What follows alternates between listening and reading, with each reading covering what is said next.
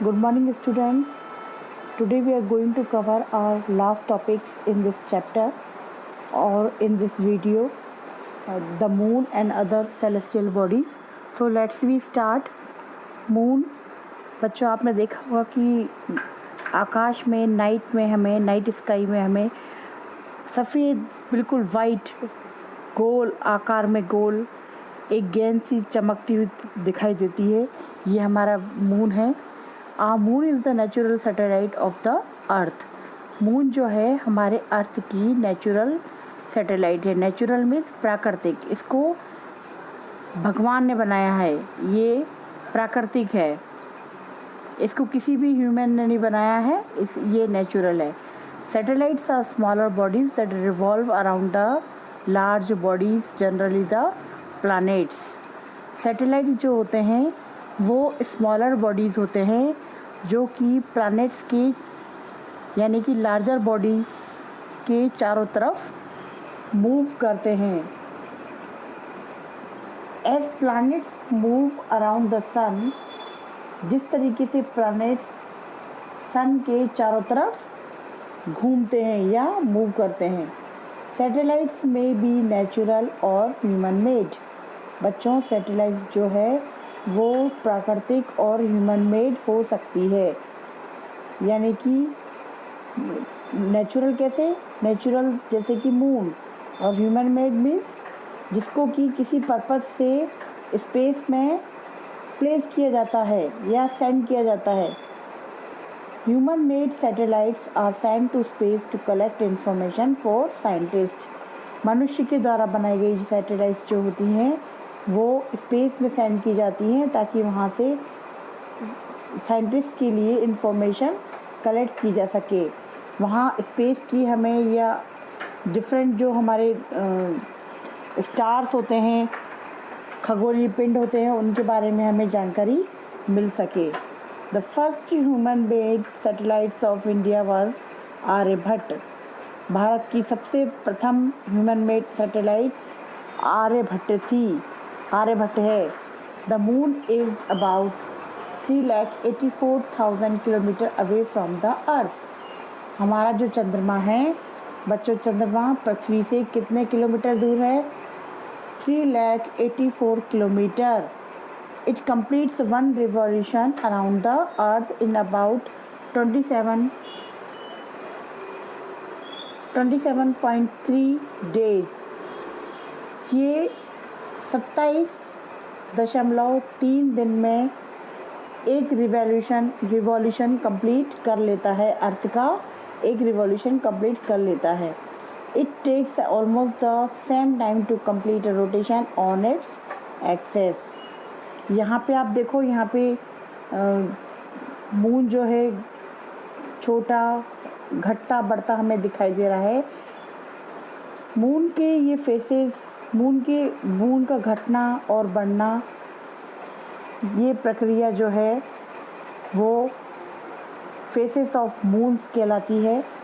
The moon has no, इसमें देखा होगा आपने कि सबसे पहले बहुत फुल मून दिखाई दे रहा है आपको, फिर छोटा छोटा होता गया, फिर वापस से बढ़ रहा है। इस तरीके से ये फेसेस ऑफ द मून है। The moon has no light of its own. चंद्रमा की अपनी स्वयं की लाइट नहीं होती, ये सन की लाइट से रिफ्लेक्ट करता है यानी कि चमकता है। Since the moon is much closer to us than the sun, it looks almost as big as the sun. ऐसा माना जाता है कि चंद्रमा जो है हमारी पृथ्वी के बहुत ज़्यादा नज़दीक है, इसलिए ये सूर्य से भी ज़्यादा हमें कई बार बड़ा दिखाई देता है।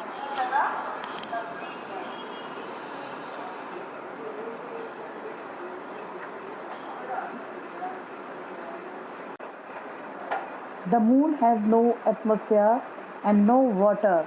मून पर एटमॉस्फेयर और वाटर नहीं होता है। Its surface is covered by hills, valley and craters.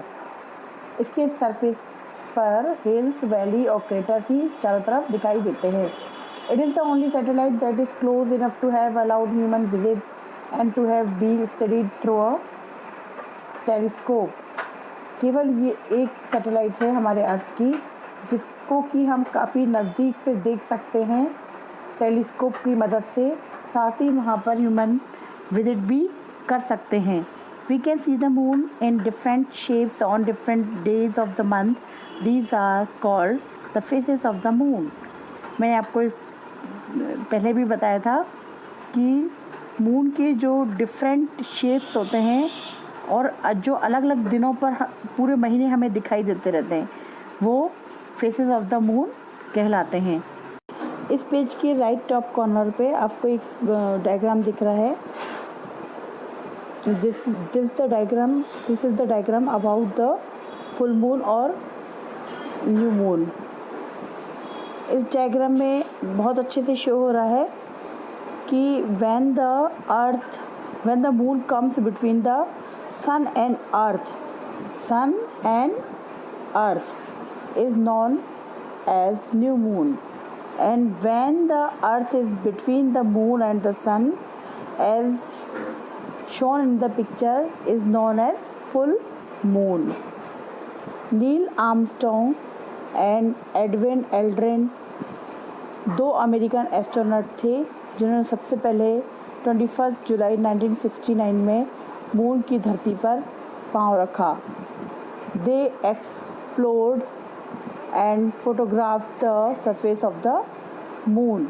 उन्होंने वहाँ पर जाकर अर्थ के सरफेस की फ़ोटो भी क्लिक की। Neil Armstrong and Edwin Aldrin. Last topic बचा है हमारा इस चैप्टर का, अदर सेलेस्टियल बॉडीज़। काफ़ी इंटरेस्टिंग टॉपिक है ये भी। कॉमेट्स, आपने कॉमेट्स देखे होंगे। कई बार हम आकाश में जब रात में, इस पेज के राइट टॉप कॉर्नर पे आपको एक डायग्राम दिख रहा है। This is the diagram about the full moon और न्यू मून। इस डायग्राम में बहुत अच्छे से शो हो रहा है कि when the moon comes between the sun and earth is known as new moon, and when the earth is between the moon and the sun, as shown in the picture, is known as full moon. Neil Armstrong and Edwin Aldrin 2 American astronaut थे जिन्होंने सबसे पहले 21 जुलाई 1969 में moon की धरती पर पांव रखा। This is our natural satellite moon. The moon is the natural satellite of the earth. ये अर्थ का 1/4 पार्ट होता है। ये 27 डेज में एक राउंड पूरा करता है। It is in synchronous rotation with Earth, that is always showing the same phase. अर्थ और मून का सेम स्पिनिंग होता है कि एक जैसे एक साथ मूव करते हैं। इसलिए हम जब भी अर्थ से मून को देखते हैं तो हमें एक ही सेम फेस दिखाई देता है। मून की ग्रेविटेशनल फेस के कारण ही समुद्र में टाइड्स आते हैं। नील आर्मस्ट्रॉन्ग ने सबसे पहले मून पर अपने कदम रखे थे। अब आप ये सोच रहे होंगे कि जब ह्यूमन मून पर जा सकते हैं तो हम वहाँ क्यों नहीं रह सकते, क्योंकि वहाँ अर्थ के जैसी फेवरेबल कंडीशंस नहीं होती, जैसे कि atmosphere and air and oxygen etcetera. This is the phases of the moon. New moon से फुल मून बनने की प्रोसेस फेसेस ऑफ मून कहलाती है।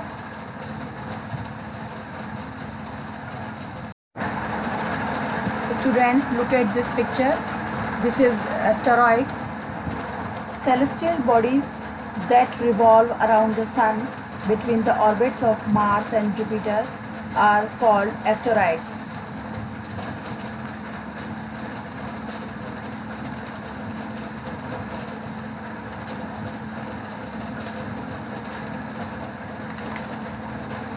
ये वो सेलेस्टियल बॉडीज़ जो होती हैं, जो सन के चारों तरफ रिवॉल्व करती हैं, पर मार्स और जुपिटर के बीच में एक एस्टेरॉइड्स का बेल्ट होता है। बेल्ट, ये पाथ या ऑर्बिट जिसे हम कहते हैं, ये वहीं रहते हुए सन के चारों तरफ मूव करते हैं। साइंटिस्ट का मानना है कि लाखों करोड़ों वर्ष पहले प्लैनेट के टूटने या फूटने से इनके रिमेन से एस्टेरॉइड्स का निर्माण हुआ। They could also be matter that was left over after the planets were formed. They are known as planetoids. ऐसा माना जाता है कि या तो ये प्लैनेट्स के बचे हुए उससे भी हो सकते हैं। They are also known as planetoids. इनको प्लैनेटाइड्स भी कहा जाता है। Next is मेटेराइट्स।